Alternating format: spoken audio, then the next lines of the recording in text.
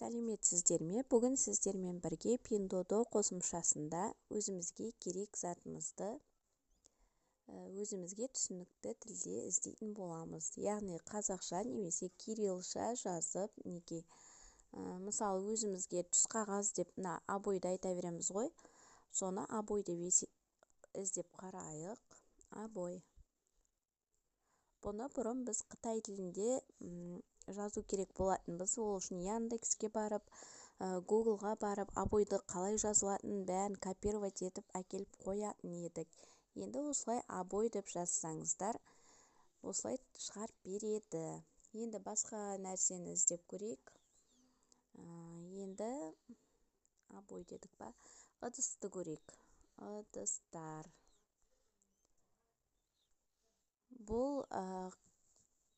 Бұлай іздеу батырмасы бүгін қосылды.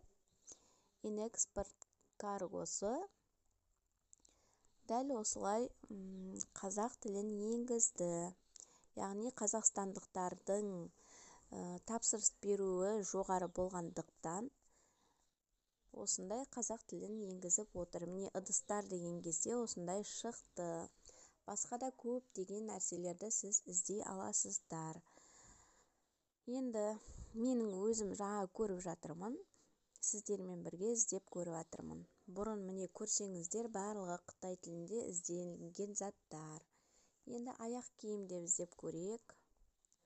Аяқ киім. Не шығарады екен қарайық. Мінекей біздерге аяқ киімдерді шығарды. Енді сіздерге Pinduoduoны қолдану бұрынғыдан да оңайырақ болады және заказ беру де оңай болады. Дәл осылай өзіңізге керек тауардың барлығын іздеп таба аласыздар. Енді тағы да біреулер қол өнерімен айналысады, сондықтан фурнитура керек болады, моншақтар керек болады. Соны іздеп көрейік. Бисері деп іздеп көрейік бірінші. Неге бізге осындай бисер барлығын көрсетті. Енді осы бисерді қазақ тілінде моншақ деп жазып көрейік.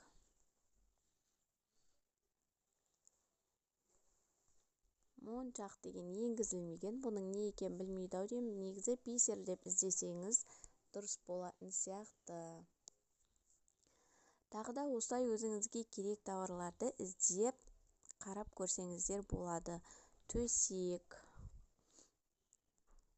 Төсектек.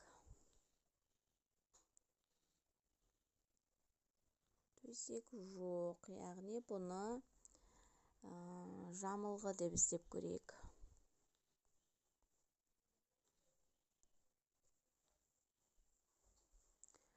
Жамылғыны да таба алмады. Енді бұларды одеяло дейміз. Бұрынғыдан оңай болғаны қандай жақсы, иә? Міне одеяло барлығы көрпе-төсектер шықты. Дәл осылай іздей берсеңіздер болады. Сіздерге сауда жасауда сәттілік тілеймін. Егер ақпаратым пайдалы болса, арнаға тіркеліп, лайк басып қоңыраушаны басуды ұмытпаңыздар.